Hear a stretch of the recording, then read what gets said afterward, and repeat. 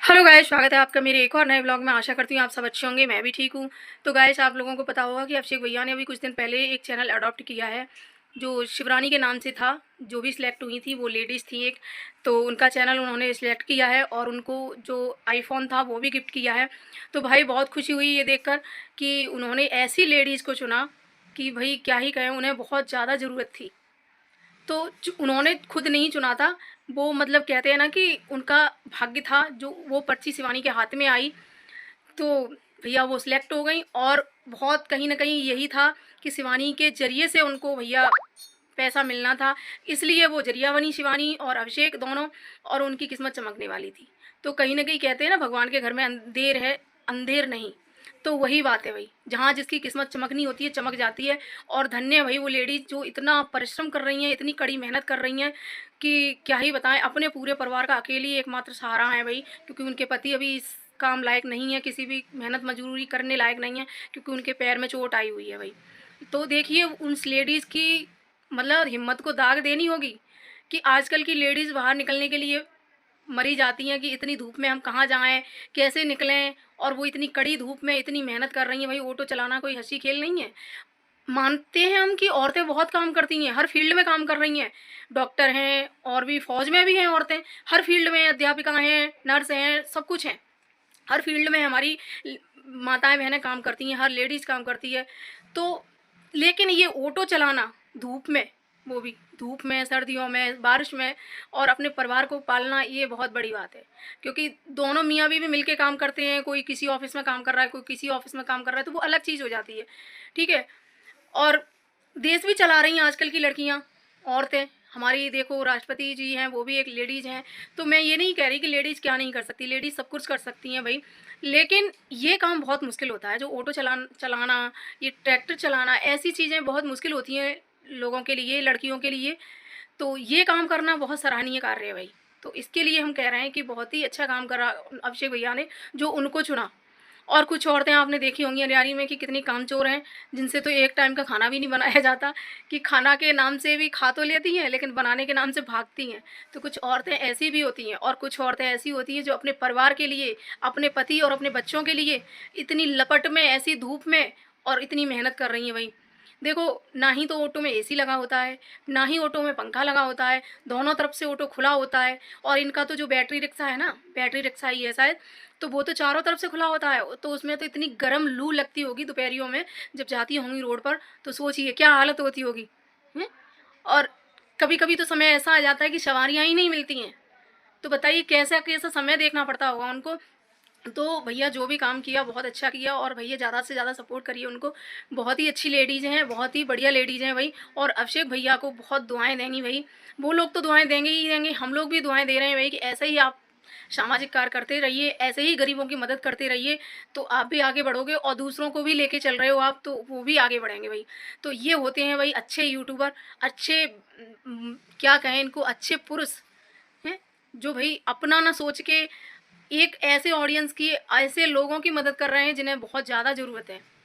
तो भाई सैल्यूट है ऐसे लोगों को जो ऐसी मदद करने के लिए आगे बढ़ते हैं। और मैं तो अभिषेक भैया और शिवानी को दिल से धन्यवाद करती हूँ भाई कि इतना अच्छा काम किया उन्होंने, इनको सिलेक्ट किया। और एक बात और गाइस, एक मेरे पास रील भेजी है किसी ने, और कोई अलका नाम की लेडीज़ हैं उन्होंने, तो एक रील भेजी है जिसमें शीटू भैया और ये लेडीज़ जो है शिवरानी जी, वो बैठी हुई हैं दोनों, ये मदद मांग रही हैं, कुछ ऐसा रील में है। तो वो कह रहे हैं कि ये अभिषेक भैया और शीटू भैया वगैरह ये इनको पहले से जानते थे, तो इन्होंने ये जानबूझ के सिलेक्ट किया है। तो भैया ये गलत बात है, जानबूझ के उन्होंने सिलेक्ट नहीं किया है। उन्होंने, हमने देखा था वीडियो में, शिवानी ने वही पर्ची उठाई थी तो जिनमें इनका नाम निकला था, तो पर्ची के थ्रू इनका सिलेक्शन हुआ है, ऐसे नहीं कि जानबूझ के किया हो। और चलो हम मान भी लेते हैं कि उन्होंने जानबूझ के भी किया, तो जानबूझ के भी कम से कम उन्होंने अच्छे व्यक्ति को तो चुना, जिसको बहुत ज़्यादा ज़रूरत थी उसको तो चुना कम से कम। वो दिल से सलूट करेंगे। देखिए तो उनके पति रात में किस तरह से भैया उनकी आंखों में आंसू आ गए थे। तो भैया उनके कम से कम दुआएं तो निकलेंगी उनके मुंह से।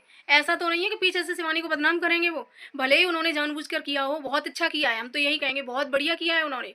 अगर ऐसी लेडीज़ को वो एक ब्लॉगर बना रहे हैं, एक कमाने लायक खड़ा कर रहे हैं, कमा तो वो अभी भी रही हैं, लेकिन इस काबिल बना रहे हैं कि उन्हें ऑटो चलाने की ज़रूरत ही ना पड़े।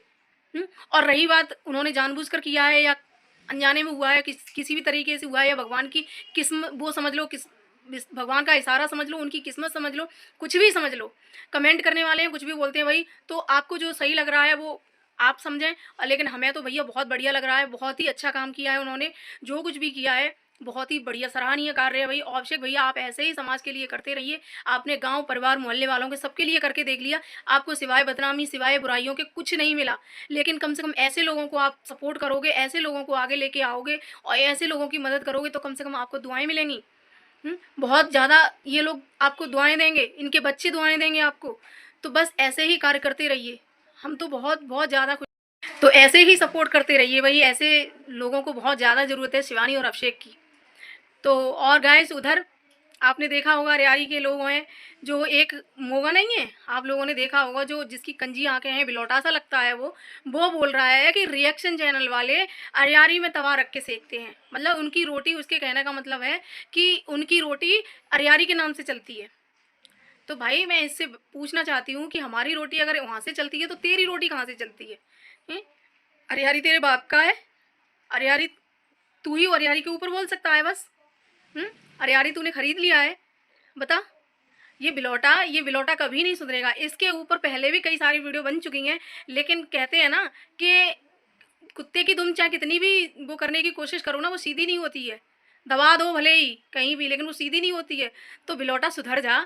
और गैस देखो, आप लोगों ने देखा होगा कि जहाँ कई सारी लेडीज़ बैठी होंगी वहीं ये घुस के बैठता है।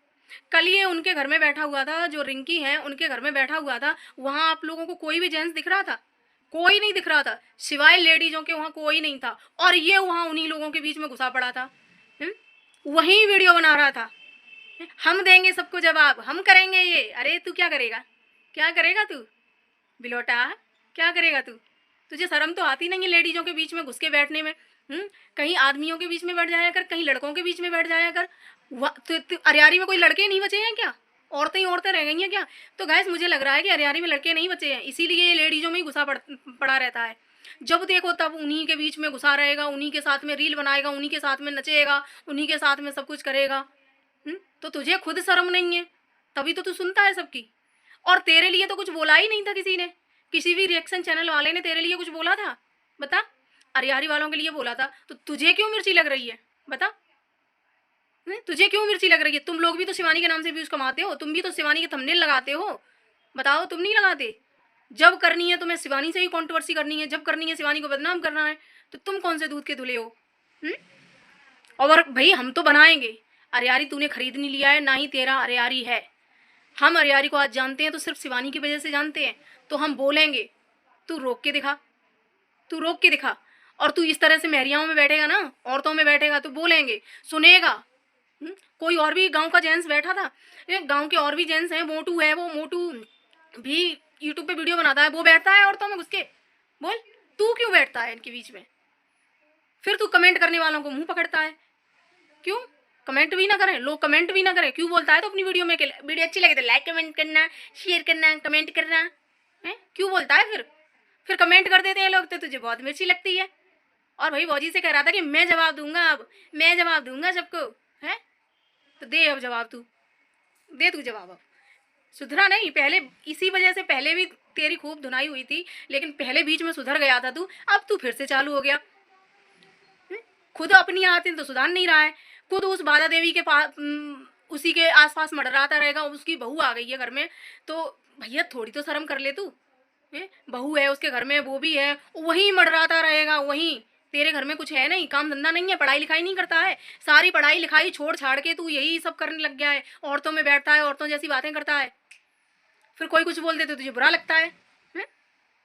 तो गाइस इसकी आदतें हैं भाई औरतों वाली, तो इसीलिए इसको जो लोग कहते हैं ना मीठा मोगा, जो कुछ भी कहते हैं, सही कहते हैं इसको। क्योंकि आप लोगों ने देखा होगा जहाँ कोई जेंट्स नहीं होगा वहाँ ये घुसेगा, हमेशा लेडीजों के बीच में बैठा रहेगा। तो ये आदतें हैं इसकी।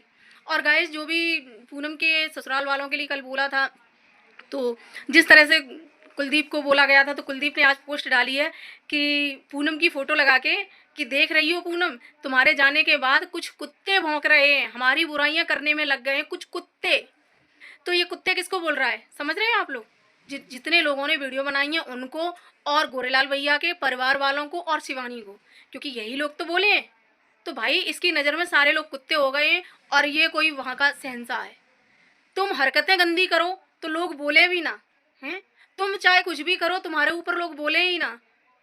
अरे घटिया लोग, घटिया किस्म के लोग, घटिया सोच के लोग, थोड़ी तो वो कर लो, शर्म कर लो। जो अपनी बीवी की सारा श्रृंगार का सामान फेंक दिया तूने, तुझे शर्म नहीं आई कि ये तुम्हारी पूनम का है। गोरेलाल भैया ने ये बोला था कि हमें इसकी ये बात बहुत बुरी लगी कि जब इसने ये बोला कि ये सामान तुम्हारी पूनम का है, तो भैया पूनम उनकी थी, तेरी तो कुछ थी नहीं, तो तू क्यों फोटो लगा लगा के वो कर रहा है, पूनम से शिकायत कर रहा है। पूनम तो भूत बन गई ना, भूत बन के तुम सबको डरा रही है, धमका रही है तुम सबको, तो फिर क्यों लगा रहे हो उसकी फोटो, क्यों उससे बातें कर रहे हो? ये पूनम देख रही हो, अब सभी कुत्ते भौंक रहे हैं, हमारी बुराइयां करने में लग गए हैं तुम्हारे जाने के बाद। तुम्हें शर्म नहीं आती है? इस मुंह से तुम पूनम का नाम ले रहे हो। वो पूनम क्या ऊपर से देख नहीं रही होगी बेचारी कि किस तरह से तुमने उसके श्रृंगार का सामान फेंक दिया? तुम छाती से लगा के रखते हो उसको कि उसकी यादें हैं इसमें। तुम इतने ही पूनम से प्यार करते थे तो हर एक चीज़ उसकी संभाल के रखते, जो चीज़ उसने यूज़ की थी, जो चीज़ उसने पहनी थी। मैंने ऐसे ऐसे पति देखे हैं जो अपनी पत्नियां ख़त्म हो जाती हैं उसके बाद अपनी चीज़ों को संभाल के रखते हैं ज़िंदगी भर, देखते हैं कि ये मेरी पत्नी की है, उससे भी उसकी यादें जुड़ी होती हैं। तुम्हें शर्म तो आई नहीं फेंकते हुए, अब तू ये कह रहा है।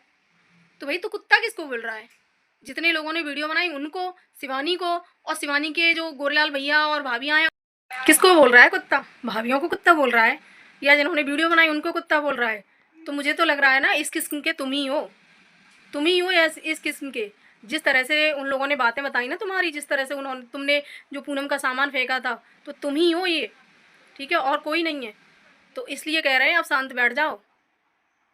और गाइस उधर जो भौजी हैं, गुटका भौजी, बोल रही हैं कि एक दीदी हैं वो नकल करती हैं।